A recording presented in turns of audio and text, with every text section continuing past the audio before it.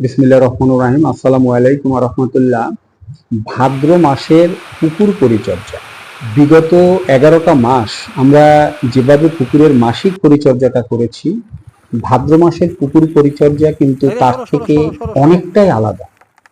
এই সময়টায় আপনার পুকুরের প্রাকৃতিক পরিবেশ, মাছের স্বাস্থ্য, মাছের খাদ্য প্রদানের নিয়ম সবকিছুর প্রতি আপনাকে আলাদাভাবে একটু নজর দিতে হবে। তার কারণ হলো ভাদ্র মাসে বাতাসে আর্দ্রতার পরিমাণ যথেষ্ট পরিমাণে থাকে।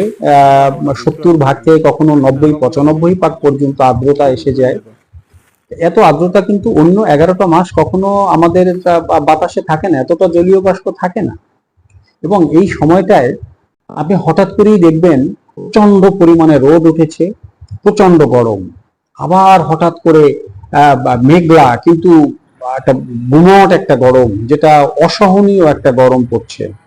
কখনো গুড়ি গুড়ি বৃষ্টি হচ্ছে, বৃষ্টির পরে এই গুমট গরমটা রয়ে যাচ্ছে, আবার কখনো মুষলধারে বৃষ্টি হচ্ছে, বৃষ্টির পরে হঠাৎ করেই একটু আবহাওয়ার অবস্থা ঠান্ডা হয়ে গেছে।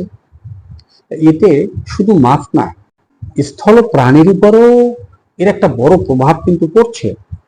আপনার বিশেষ করে শ্রাবণ মাসের শেষ দিক থেকে দেখবেন যে মানুষের ঠান্ডা, জ্বর, অর্থাৎ এই ভাইরাল জনিত যে সমস্যাগুলো রয়েছে এটা কিন্তু অহরহ হচ্ছে। তা আমাদের স্থলভাগের তাপমাত্রার উপরেই তো জলভাগের তাপমাত্রাটা নির্ভর করে। স্থল থেকে জলের তাপমাত্রা মাত্র 2 ডিগ্রি ব্যবধান থাকে, এবং মাছ যেহেতু শীতল রক্তের প্রাণী, তার দেহের তাপমাত্রাটা নির্ভর করে একমাত্র স্থলভাগের তাপমাত্রার উপরে। তো স্থলভাগের তাপমাত্রায় যখন তাপমাত্রা বেড়ে যায় বা হঠাৎ করে ঠান্ডা হয়ে যায়, অর্থাৎ এই যে ক্ষণে ক্ষণে পরিবর্তন, মানে স্থায়িত্ব বলতে কিছু নেই, এই যে ক্ষণে ক্ষণে পরিবর্তন হচ্ছে, এই পরিবর্তনটা মাছ তার একটা ওয়েদারকে অ্যাডজাস্ট করতেও তো কিছুটা সময় দিতে হয়। সেই সময়টা কিন্তু সে পাচ্ছে না। অর্থাৎ একটা ওয়েদার তার দেহের সাথে অ্যাডজাস্ট করতে করতে আবার ওয়েদারের পরিবর্তন হয়ে যাচ্ছে, এজন্য মাছ অসুস্থ হচ্ছে। এই ভাদ্র মাসে দেখবেন যে পুকুরে অ্যামোনিয়ার সমস্যাটা বেশি হয়, অক্সিজেন সংকটটা বেশি হয়। দিনের বেলা দেখবেন যে অধিকাংশ পুকুরই মাছ পানির 1 ফিট বা 8 ইঞ্চি 10 ইঞ্চি নিচ দিয়ে দলবদ্ধভাবে মাছ এখানে ঘোরাফেরা করছে, যেটা আপনি বিগত বর্ষাকালীন সময়টাই কিন্তু এটা আপনি দেখেননি। সাধারণত পুকুরে মাঝরাতের দিক থেকে অক্সিজেন সংকটটা হয়ে থাকে দিনের আলো ফোটার আগ পর্যন্ত বা সূর্যের আলোটা আসার আগ পর্যন্ত। কিন্তু এই সময়টায় দেখবেন যে বিকেলের পর থেকেই পুকুরে মাছ ভেসে উঠছে, অর্থাৎ অক্সিজেন সংকটটা এই সময় খুব বেশি হচ্ছে। তার কারণটা হলো বাতাসে আর্দ্রতার পরিমাণ বেশি থাকায় প্রচন্ড পরিমাণে একটা গুমট গরম এখানে পড়ছে।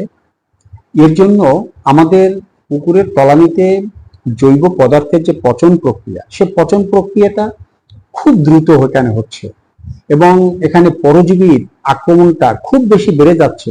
কারণ পরিবেশ যতটা দূষিত হবে ততটা খারাপ ব্যাকটেরিয়ার উৎপাদনটা বৃদ্ধি পাবে। পরিবেশ ভালো থাকবে, খারাপ ব্যাকটেরিয়া কমবে, ভালো ব্যাকটেরিয়ার উৎপাদনটা বৃদ্ধি পাবে।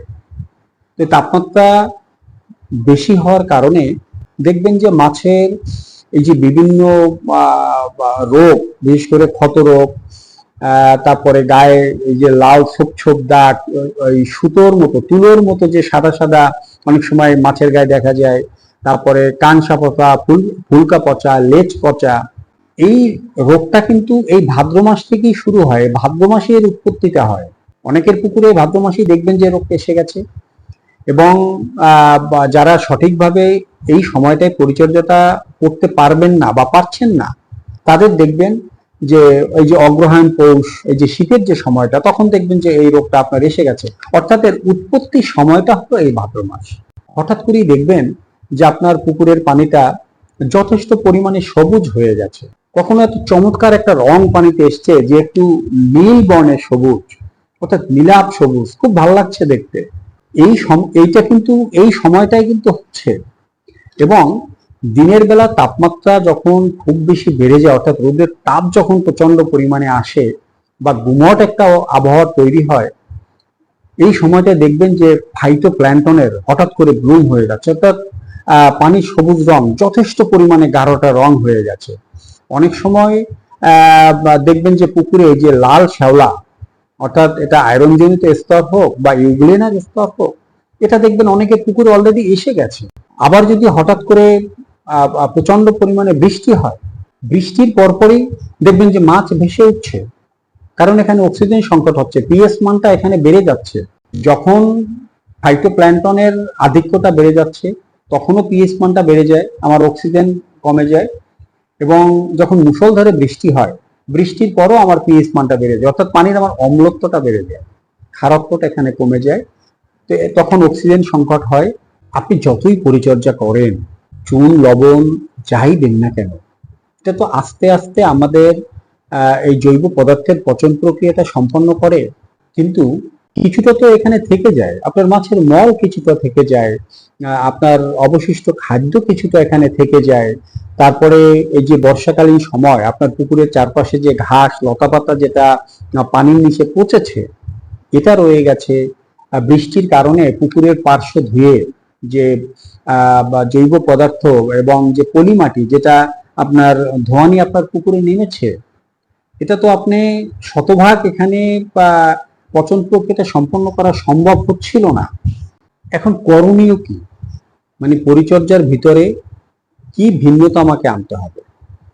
আমরা সাধারণত যে মাসিক পরিচর্যা যেটা করি, ধরা যাক আমি প্রতি মাসে 200 গ্রাম লবণ দিচ্ছি, আমি 100 গ্রাম ছাই দিচ্ছি, আমি 1.5 থেকে 200 গ্রাম আমি চুন দিয়েছি, এই মাসটায় একটু ডোজটা একটু বাড়াতে হবে এবং এই ডোজটাকে আপনাকে 3 ভাগ করে, অর্থাৎ 10 দিন পর পর আপনাকে পুকুর পরিচর্যাটা করতে হবে। আপনি 200 গ্রাম লবণ দিয়েছেন, এখানে লবণটা আপনি 300 গ্রাম করেন। 10 দিন পর পর আপনি 100 গ্রাম লবণ দেন, আপনি এখানে 100 গ্রাম ছাই দিয়েছেন, এটাকে আপনি 150 গ্রাম বা 200 গ্রাম করেন। আপনি এখানে মোলাসেসটা 10 দিন পর পরে আপনি 25 থেকে 30 গ্রাম মোলাসেস আপনি এখানে ব্যবহার করেন। চুন 80 থেকে 100 গ্রাম 10 দিন পর পর আপনি পুকুরে এটা প্রয়োগ করেন। আমরা রেগুলার যে পুকুর পরিচর্যাটা করে এসেছিলাম যে উপাদানগুলো দিয়ে, এই উপাদানগুলোই আমাকে পরিমাণটা একটু বাড়াতে হবে এবং 10 দিন পর পর আমাকে এই পরিচর্যাটা করতে হবে। আরেকটু ভিন্নতা রয়েছে যে যদি তাপমাত্রাটা বেড়ে যায়, অর্থাৎ 2-1 দিন রৌদ্র বা গুমট গরম প্রচন্ড তাপ হয়েছে, সাথে সাথে আপনাকে যদি সম্ভব হয় আপনাকে পুকুরের তলানিটা ঘেটে দিতে হবে, অর্থাৎ হররা টানতে হবে। আর যদি সেটাও না পারেন, তাহলে আপনি পুকুরে যে লবণটা দিয়েছেন, এই লবণটা 60% লবণ আপনি পানিতে গুলে দিলেন এবং 40% লবণ আপনি সারের মতো করে বুনন করে সমস্ত পুকুরে আপনি এটা ছিটিয়ে দিলেন। এবং আপনাকে এই সময় এয়ারেশনের ব্যবস্থা করতে হবে। যাদের এয়ারেটর আছে তারা তো দুপুরবেলা এয়ারেটর চালিয়ে আপনার এয়ারেশনটা দিলেন, আর যাদের এয়ারেটর নেই তারা মোটর দিয়ে বাহিরের পানি টানতে পারেন, অথবা আপনার পুকুরের পানিটাই আপনার পুকুরে ফেলতে পারেন, অথবা প্রতিদিন দুপুরবেলা পুকুরে আপনি যে কোনো ভাবে আপনি সাঁতার কেটে হোক, হাত দিয়ে হোক বা পাতিল দিয়ে হোক আপনার একটা ঢেউ দিলেন, অর্থাৎ পানিটাকে একটু ওলট পালট আপনাকে এই সময়টায় করতে হবে। এবং যদি বৃষ্টি হয়, আপনি হয়তো এই 4-5 দিন আগে বা 3-4 দিন আগেই আপনি ডোজটা করেছেন, এই যে 10 দিনের যে ডোজ এটা আপনি করেছেন, কিন্তু এই 3-4 দিন পরে হঠাৎ করে মুষলধারে বৃষ্টি হলো। বৃষ্টিটা থামার সাথে সাথে আপনাকে প্রতি শতকের জন্য কমপক্ষে 25 থেকে 30 গ্রাম পাথুরে চুন এটা গুলে ছেঁকে পাতলা করে সমস্ত পুকুরে ছিটিয়ে দিতে হবে, কারণ মুষলধারে বৃষ্টির পরপরই আপনার পিএইচটা বেড়ে যাচ্ছে। এজন্য বৃষ্টির পরই আপনাকে চুনটা দিতে হবে, আর বাকি ডোজগুলো আপনি 10 দিন পর পরই এভাবে আপনি করে দিলেন। যদি হঠাৎ করে দেখেন যে সবুজ রংটা বেশি হয়ে গেছে বা ফাইটোপ্ল্যাঙ্কটনটা অনেক বৃদ্ধি পেয়েছে, তাহলে আপনারা তৎক্ষণাৎ প্রতি শতকে 2 থেকে 3 গ্রাম কপার সালফেট বা তুঁতে এটাকে একটু গুঁড়ো করে পানির সাথে এটা মিশিয়ে, ভালো করে পানির সাথে মিশিয়ে এই কপার সালফেটের পানিটা আপনি সমস্ত পুকুরে ছিটিয়ে দিতে পারেন।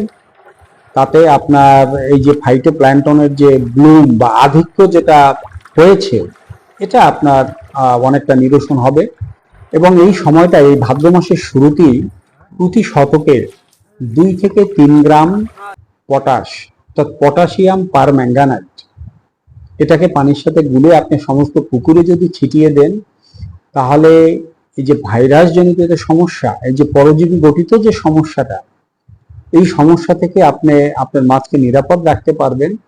আর যদি দেখেন যে আপনার মাছে কোনো প্রবলেম হয়েছে, কোনো দাগ এসছে বা ক্ষত হচ্ছে বা কোনো পরিবর্তন আপনি দেহের উপরে দেখছেন, যে দেহের রঙের বা কোনো জায়গায় একটা কিছু পরিবর্তন আপনার চোখে পড়েছে, আপনার মাছটা দুর্বল হয়ে গেছে, তাহলে আপনি সেখানে পটাশিয়াম পারম্যাঙ্গানাইট প্রতি শতকের জন্য 4 থেকে 5 গ্রাম, রোগ না হলে আপনি 2 থেকে 3 গ্রাম দিলেন, আর যদি কোনো রোগ হয় তাহলে আপনি 4 থেকে 5 গ্রাম পটাশিয়াম পারম্যাঙ্গানাইট আপনি পুকুরে দিতে পারেন। এটা মাসে একবার করলেই হবে। যারা 3 বেলা খাবার দিচ্ছেন, অবশ্যই তাদেরকে এখন 2 বেলা খাবার দিতে হবে, কারণ দুপুর বেলা কোনোভাবেই খাবারটা দেয়া যাবে না, তাতে রোদ থাক আর মেঘলা থাক, অর্থাৎ দুপুরবেলা তো তাপমাত্রাটা যথেষ্ট পরিমাণে বেশি থাকে। তো এই সময়টায় এমনিই পুকুরের পরিবেশের সমস্যা হয়, মাছের সমস্যা হয়, মাছের খাদ্য গ্রহণের চাহিদাটা এই সময় কম থাকে, কারণ তার বিপাকীয় যে কার্যক্রম সেটা কিন্তু সঠিকভাবে সে পরিচালনা করতে পারে না, সে দুর্বল থাকে। এই জন্য দুপুরবেলা কখনোই, অন্তত এই ভাদ্র মাসের এই সময়টায় খাদ্যটা দেয়া যাবে না। খাদ্যটা আপনাকে সকালে দিতে হবে এবং বিকেলে 4টার পর, এই সময়ে 2টা টাইম আপনি খাদ্যটা দিবেন। এবং খাদ্যটা আপনি একবারে দেয়াটা মোটেই উচিত হবে না, কারণ যেহেতু ওয়েদারের পরিবর্তনের সাথে সাথে মাছের দৈহিক পরিবর্তনটাও হচ্ছে, সেক্ষেত্রে তার চাহিদা অনুসারে যারা পিলেট খাদ্য দিচ্ছেন তারা হয়তো 15-20 মিনিট ধরে সময় ধরে আপনি খাদ্যটা অল্প অল্প করে আস্তে আস্তে করে দিলেন। মাছের যখন দেখলেন যে খাদ্যের প্রতি চাহিদা কমে আসছে, তখন আপনি খাদ্যটা বন্ধ করে দিলেন। আর যারা হাতে তৈরি খাদ্যটা দেন, তারা ওভাবে হিসাব করে আগের তুলনায় একটু কম খাদ্য অবশ্যই দিতে হবে। এবং এটা চাহিদাটা বোঝার আরেকটা উপায় হলো, আপনি প্রতিদিন যে খাদ্যটা দিচ্ছেন প্রতি বেলায়, ওই খাদ্যের আপনি হয়তো 10% খাদ্য একটা ট্রের ভিতরে, আপনি যে জায়গাটা দিয়ে খাদ্যটা প্রদান করছেন ওই জায়গাটাই আপনি 10% খাদ্য ট্রের ভিতর দিয়ে আপনি এখানে ট্রেটা ডুবিয়ে দিলেন। 2 থেকে 3 ঘন্টা পরে আপনি ট্রেটা তুলে দেখবেন যে ট্রের খাদ্যগুলো কি মাছ সব খেয়ে ফেলেছে না কিছুটা পরিমাণে খাদ্য আছে। যদি খেয়ে ফেলে তাহলে ঠিক আছে আপনার খাদ্যের পরিমাণটা, আর যদি কিছুটা পরিমাণে খাদ্য দেখেন যে রয়ে গেছে, তাহলে পরের বেলাতেই আপনি তার খাদ্যটা কম করে দিবেন। কারণ এই সময় যদি ওয়েস্টেজ খাদ্যটা থাকে, সেটাই অধিক তাপমাত্রার জন্য খুব দ্রুত এটা পচে আমাদের পুকুরে অ্যামোনিয়া তৈরি হবে, পুকুরের পরিবেশ নষ্ট হবে।